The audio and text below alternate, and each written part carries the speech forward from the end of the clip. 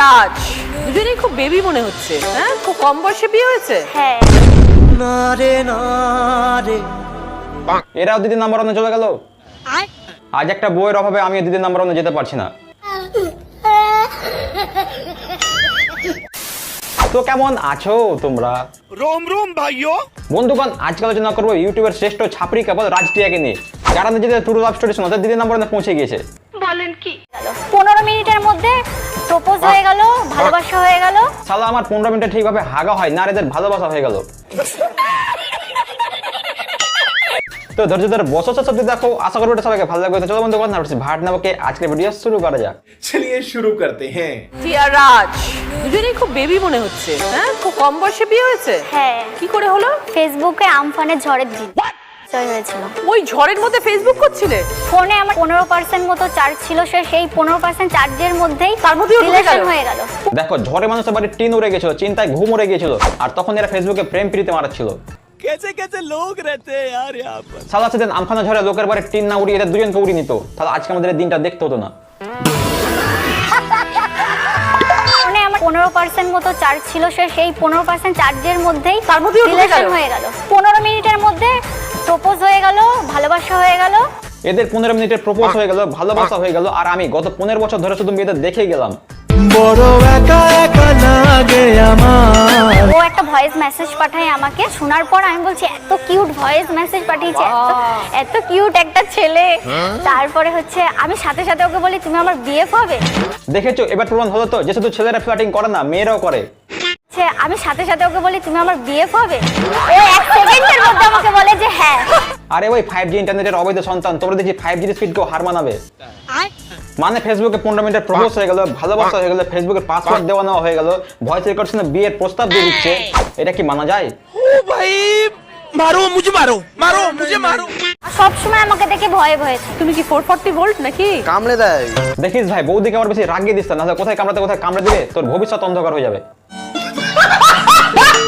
তারপরে বললো কি ঠিক আছে চলো বিয়ে করে নিই। 3 বার বিয়ে করেছি, বাড়ির লোক তো মানেনি। 3 বার বিয়ে?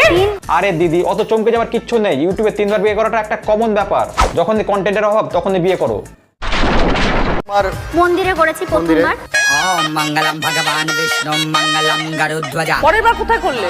পরের বার এমনি এমনি রাস্তায় করে নিয়েছি। আর কতবার মন্দিরে যাব? বন্ধু, এদের কাছে বিয়েটা বিয়ে না ছেলে খেলা। বলছি, তোমরা রাস্তায় বিয়ে করেছিলে না অন্য কিছু? বন্ধুগণ, একে তোমরা দেখতে পাচ্ছ, এ হচ্ছে বউয়ের ভেড়া, মানে আমাদের দাদা, যে বাড়িতে বউয়ের ক্যামেরাম্যান, আর কোনো কাজ নেই। এর দেখছি দিদির নাম্বার ওয়ানে কোনো কাজ নেই, শুধু দাঁড়িয়ে থাকা ছাড়া।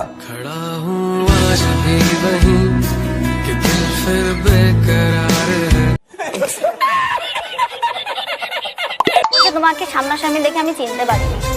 ছবিতে একরকম, সামনে ছবিতে কি কোনটা ভালো লেগেছে, সামনেটা না ছবিটা? সামনাসামনি ভালো লাগেনি। আজ গেল বাড়ি যা, কবল তোর খুব দুঃখ আছে। আর দিদি হচ্ছে আমাদের একটা ইউটিউব চ্যানেল আছে রাষ্ট্রীয় অফিসিয়াল, ডেইলি ব্লগ। আচ্ছা, ডেলি ব্লগ করো, তাহলে এগুলো কি?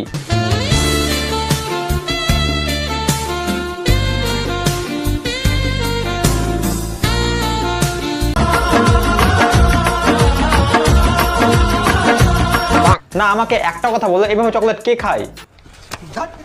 यही नहीं, अभी और सुनिए।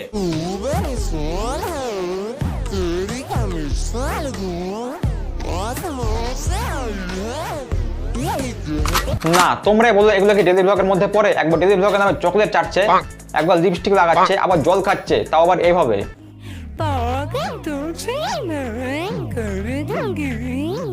शर्म करो, भगवान से डरो। বন্ধু, দিদি নাম্বার দেখাচ্ছে তারা কি ডেলি ব্লগ করে। কিন্তু আমাকে তুমি মাছ দিতে, তুমি নিজে মাছ নেওনি কেন? তাই কি হয়েছে? আগে স্বামী তারপরে আমি। ভালো লাগে না। তুমি থালা চেঞ্জ করেছো কেন? আর আসলে যা করে।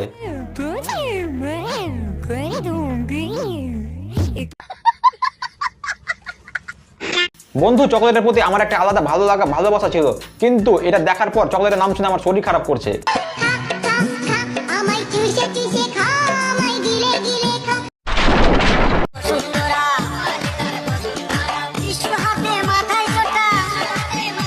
ওরে অবলা প্রাণী, এসব বন্ধ কর, নাহলে ভোলে বাবা তোকে ত্রিশূল ছুঁড়ে মারবে।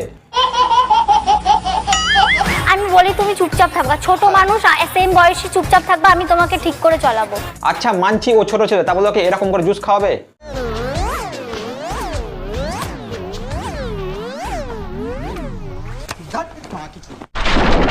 ও মেনে নিতেই হলো, কিছু ওদের করার দেখো নেই। দুজন আর দুজনকে চাই। এখন কি বুঝছেন বৌমাকে? ওমা খুবই ভালো আমার। হ্যাঁ বৌমা তো খুব ভালো হবে যদি শাশুড়ি এরকম হয়।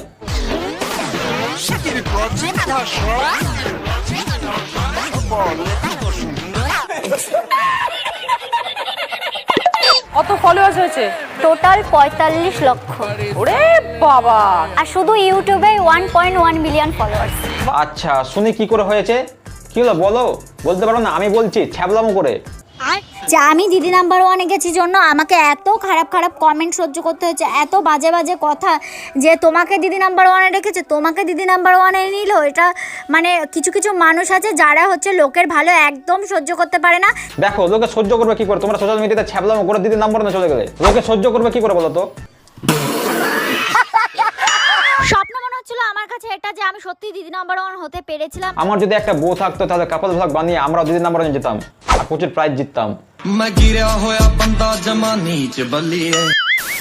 তো বন্ধুগণ এই ছিল আজকের ভিডিও। যদি ভিডিওটা ভালো থাকে অবশ্যই একটা করো লাইক করো, কমেন্টে ভিডিওটা কেমন লেগেছে বেশি করে শেয়ার করো বন্ধুদের কাছে। চ্যানেল ফার্স্ট টাইম চ্যানেলটা সাবস্ক্রাইব করে পাশে ঘন্টা প্রেস করে অল অপশন সেট করে দাও। আর যারা আমাকে এখন ইনস্টাগ্রাম ফলো করেন, ইনস্টাগ্রাম বিশ্বস্ত হচ্ছে এবং ফেসবুক পেজে বিশ্বস্ত হচ্ছে, অফিসিয়াল লিংক আমি ডিসক্রিপশন দেখেছি, তোমরা সেখান থেকে ফলো করে নেবে। তো চলো বন্ধুগণ দেখা হচ্ছে পরের ভিডিওতে, তখন ভালো থাকো সুস্থ থাকো।